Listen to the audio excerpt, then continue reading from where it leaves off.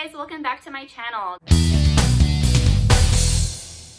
Today is July 11th, 2020, and I'm so excited because Walmart had their new fabric in their stores, and you guys know that I bought that as soon as I saw it. It was really cute. So if you want to see what kind of fabric they have in their stores or what could be coming to a store near you, go ahead and stick around. I'm going to be sharing with you what I bought, as well as I'm going to be showing you all of the tips and tricks on how I make my 12-inch flat-bottomed zipper bag, how I get matching seams, how I coordinate all my threads, and how I do things differently than what you might see in other tutorials here on YouTube.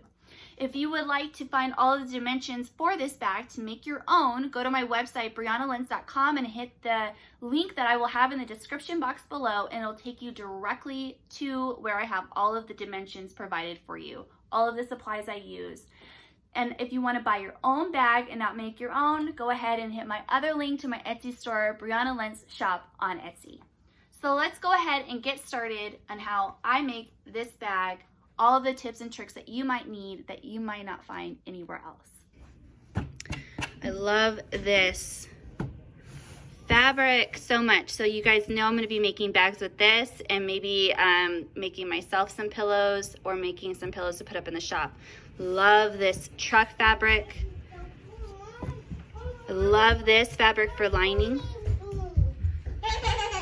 Those are my kids. I love this chalkboard fabric too. This is so pretty. Then I also got some Halloween, not just fall, I got Halloween fabric. I got 1 yard of this. I got this to coordinate with it. More of that, it's like a chalkboard gingham. And then I got a yard of this. I had never seen this at Walmart before, and I thought, oh, I need to make a bag with this too. So I'm really happy. So let's make some bags.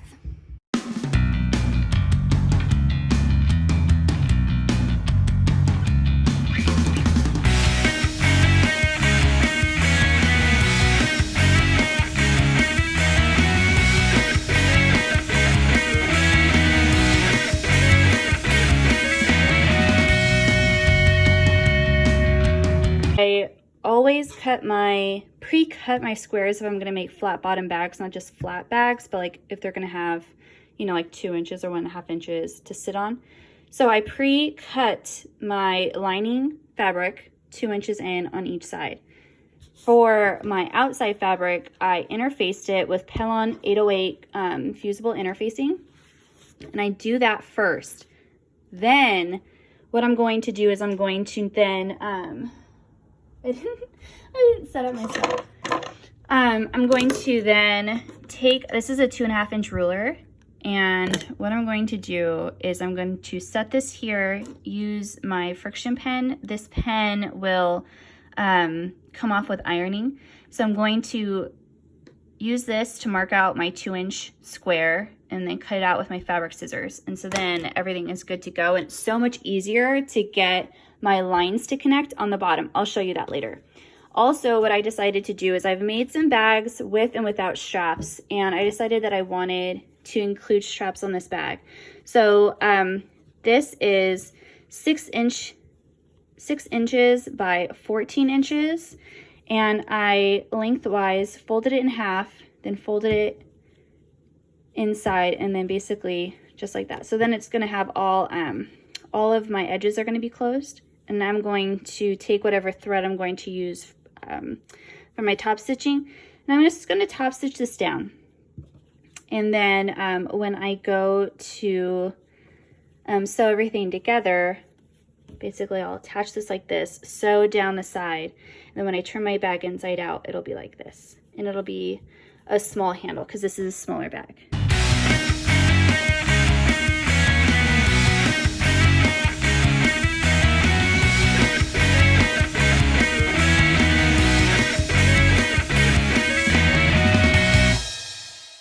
I wanted to come in and say that it's wise to not just have friction pens, because if you have like a dark spot right here, to have a chalk pen. I really like this Clover chalk. I've had this forever and it hasn't run out. So this is just as easy if you don't want to spend the money on a friction pen. and it wipes away really easy too. This corner, I needed to use the green because it's a white fabric, and then I came in with this chalk and I put it over the black. And it's really cool because it doesn't really leave like a waxy residue. That's it. So if you can find these, I think they come in like yellow and pink and blue too. The first thing that I'm going to do before I do anything on my bag is I am going to go ahead and take care of my strap. So I just went ahead and I pressed my strap again, so everything is really nice and crisp. And if you're having a hard time getting it to behave or sit as flat as you want, this says Quilter Starch Savvy. I've just reused this bottle, and I have hypoallergenic, non-fragranced Best Press in here, and it works so good. So I just spritz everything and then I steam it, and it's nice and dry and flat. And I've decided that I like this side up, and I'm going to just do a simple stitch all the way down, and this is going to make it a strap. You don't have to worry about these two rough edges because this is going to be enclosed in your bag. So really nice and simple, but a really effective touch. Okay, I decided to go ahead and just make everything look even, and I did a 1/4 or an 1/8 inch, probably an 1/8 inch stitch from the top just for decoration. And you can see this is a nice closed finish. So pretty. And when it goes into the bag, the strap is going to sit like this. Very professional. About my bags is that I don't use a zipper foot. I use my regular foot, and I just adjust where my needle goes. Just in case you're wondering, I've always struggled with a zipper foot, and so you don't always have to do it by the book. You can kind of make it up your own way. Having said what I said is I adjust my needle over, and then I just feed my fabric through the center, and it gives me a really nice thick zipper. Like, I like having a lot of fabric of the zipper on my bags. I think it's pretty as a decoration. So then what I always do is I always check the back side to make sure that I caught everything on both sides before moving on to the next side of the zipper. In case it's helpful to you, not every, like, sometimes when you follow tutorials for things, like, that's just kind of how you do it, and it may not work for you because we're all different. Like, we all think differently, and I know that my brain thinks differently than most people. So I just thought that might be something that you haven't seen before, and I thought I would share with you. Moving on to the next step, I have my zipper on my bags. And here's something else that I do differently than a lot of people teach in tutorials is I actually do not top stitch until I have both sides attached to my zipper. Then what I do is I come and I give everything a really good pressing, and I stretch it so that way all the fabric is as taut as it can be. Then I use my Wonder Clips and I hold it in place, and then what I'll do is I'm going to roll this up, take this to my machine, and top stitch, turn, top stitch. And I get a really nice, effective finish that way. Right. So I'm going to top stitch this with the gray that I have, and I am going to change my bobbin to orange. So that way when I do my top stitching, it'll be orange on this side, but gray on this side. Okay, I just top stitched both sides. So the gray is on this side, and then what will be seen on the inside of my bag is this really pretty orange. Easy. And that's all I had to do was just change the bobbin. To turn this, well, first of all, is to unzip it. Turn right sides to right sides. Figure out where you want to put your strap. Some people say the rule of thumb is to put their strap where their zipper ends. So if we were to follow that rule of thumb for this bag, which is what we're going to do, my zipper is going to be here when I close it, which means that I want to place my strap top up, facing the top, and I want to have it in, I want it to catch, and I want to leave as much of the strap as I can, like this. And this is how I want it. I want this up. I wanted my little witchies up, and my top stitching is on the outside.